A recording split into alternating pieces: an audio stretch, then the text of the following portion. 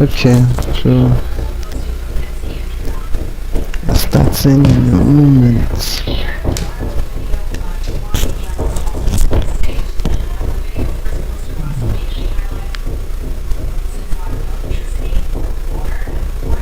So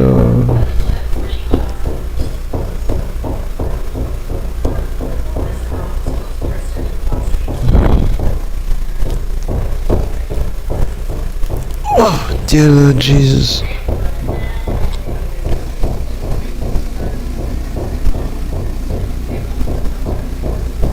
So we're starting in a moment.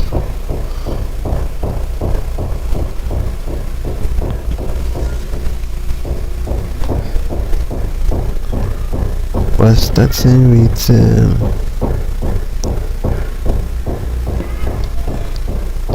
starting with liquidity.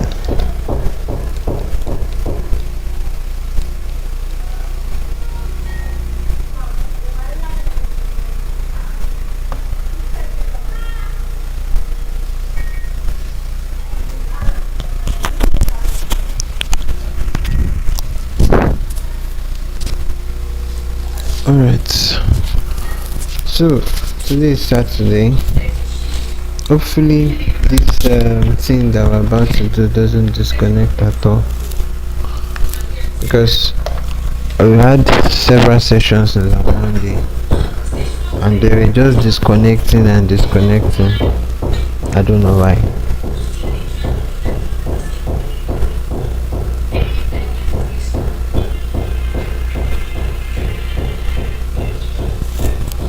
So we're going to start first with market structure. That's what I want to do first. Okay, we'll start with market structure. I'm just going to delete all of this. This session I'm about to do, I don't know when I'll finish it, but I know that the session is going to be long, and I'm going to be covering. Hold on. Okay, I want the session to be visitable. Okay, I can always come back to X to watch it. Okay, perfect. So I want to just address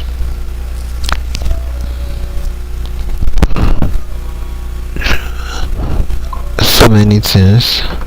I'm starting with the market structure, then we'll go to the advanced structure. If time permits me, I might just finish everything today. Market structure, advanced structure, price action, POIs and their mitigation targets, as this IRL, internal range liquidity, external range liquidity, framing buyers, how to frame buyers, then type of entries that we can use. So I'll just go ahead and start. Now, the key components to any market is to first of all know what you are trading. And knowing what you are trading is what I mean by that is down to the very basics, which is what is the trend. Okay, the trend of the market. There's no need for me to type anything, just use pathways. What is the trend of the market? Is it bullish or what, or bearish? That is very important. I'm using this style now because usually these are the markets to be like something like this. Alright, so is it bullish or bearish? That's the first thing you want to know. And when addressing if the market is bullish or bearish, it's simple to quickly identify. A bullish market is going up and a bearish market is coming down. So the way I used to say it, I would say when you have consequent record structures to a particular direction, then that is your trend. But then if you do not have a particular direction to where price is going to, then we don't have a trend, and usually that kind of market structure is called what? It's called the consolidating market, which you can also refer to as a ranging market. Alright, so the market is either going up, coming down, or going sideways. Going up is bullish, going down is bearish, sideways is what? it is consolidating or ranging. All right, now since that is out of the way, you can easily see these things now. You can see it in any market structure. This area, for example, so let's just say we start from anywhere, just pick anywhere to start from. So this is an uptrend. Why? Because the market is what's going up, so it keeps on going up like this. All right, so you see that sweep. So this is what I'm saying. So the market is going up here. This is an uptrend. Then you see it's coming down here. All right, you see it's coming down here. This is a what? This is a downtrend. Basically, that's the two major structures that we have in the market. Then we also have accumulating markets, which is consolidation, right? When market is not really going to anywhere, just going up and down before a breakout. So this level here is consolidating. Do you get? So now that that's out of the way, then these are the major market structures. Then we also have substructures, the one I just referred to them as substructures. This is where we combine ICT, SMC now. So ICT talks about a structure shift, which is market structure shift or change of characters. So when you have your trend like this, maybe you have an uptrend like this, all right, the uptrend is not going to be going up forever. There are times where it will pull back. So when it's going up, so in an uptrend, when price is going up, that is the impulsive move. It's making an impulsive move when it's going up. So expanding is expanding. Then when it's pulling back, when it's coming down, when it's selling, it's contracting, which is pulling back. It's no longer expanding but now contracting. That's they usually refer to it as contractionary move. That is, it's coming back. Okay, so why am I stating this? Because I want to go into these substructures. Why these substructures are important is because they are part of the vital structures in the market. Well, I'm going to start with market structure shift, or let me start with change of character. When you have a change of character, now a change of character, the way I refer to it is in two ways. A change of character can be the beginning of a change of a trend, but usually a change of character is usually found when the trend is just pulling back. So you can have a case like this where price is coming down, right, and then it breaks like this and comes down like this. This is a change of character. So a change of character is one that occurs without price breaking structure in line with the trend, but instead it breaks against the trend. So instead of price to go up like this as it came down now to continue, instead it breaks against the trend. So usually for the change of character, once it gets into maybe a key level or whatever, it continues the trend again. Alright, it continues the trend usually, and that's why I said that it is a substructure, but it can be defined in two ways. One of it is a temporal shift in price from a market structure, from a continue in that trend. Then secondly, it can also lead to a change of a trend. So say peradventure price comes up like this, all right, before mitigating the higher time frame POI, it comes up like this, and then it come down like this, and then you have something like this, and then price then go ahead to break structure down like this. There is high chance there is high chance that this structure will not hold. Let me draw it where so you understand what I'm saying.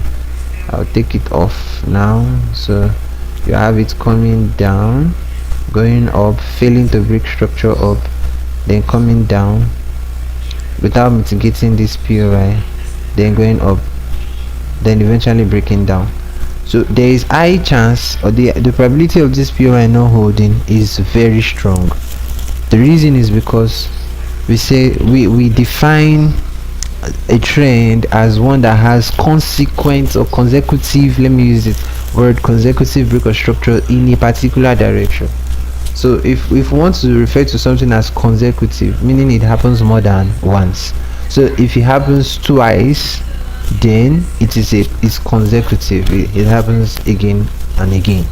So it has broken structure here 1 and broken structure here 2. It means that the trend has shifted. This one is not now the temporal shift.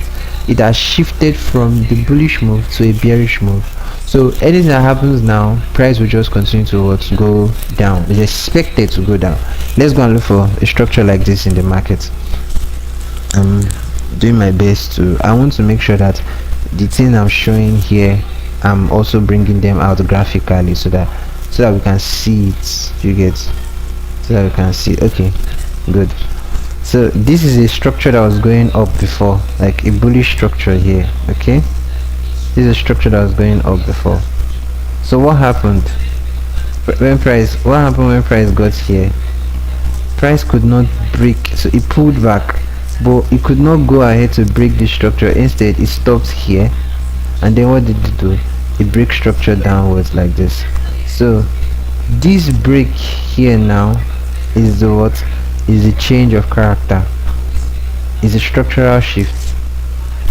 And I said the structural shift can then become a shift of the trend totally, like it will shift the trend completely when it has a second break. So you can see here it has a second break of structure here. So from here on now you can see that price continue going where? Bearish. Why? Because the trend has now been ascertained to be what? To be bearish. So a change of character, I just need to put that out, that a change of character, when it feels to, you know, to be an engineered liquidity, is when it has two break of structures. The moment it has two break of structures, you cannot use that again, or you can't use it anymore as a what? As a change of character. Instead it has now turned to something else entirely. So some people refer to it as a change of a change in the state of delivery, something like that. I don't know, but I really do not know about those plenty concepts, but I know some people call it different names. I'm just using one. Let's just pick one and just use. You get, let's just use one, that's it. So we've talked about the bullish market, the bearish market, and also the consolidating market. We have also talked about substructures. We have change of characters. Now apart from change of characters, then we have market structure shift. Now market structure shift, the way I just refer to it is that since the structure of the markets would not always go on, right? Since this, hold on, I'm coming.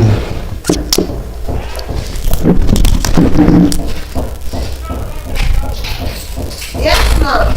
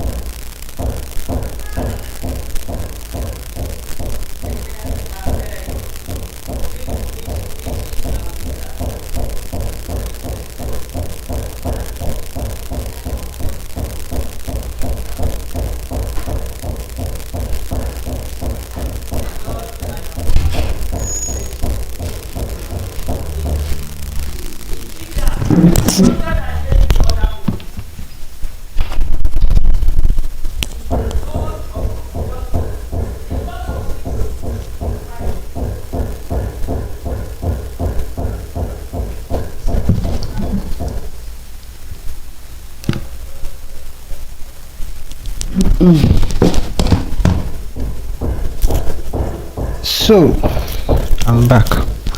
So we've already talked about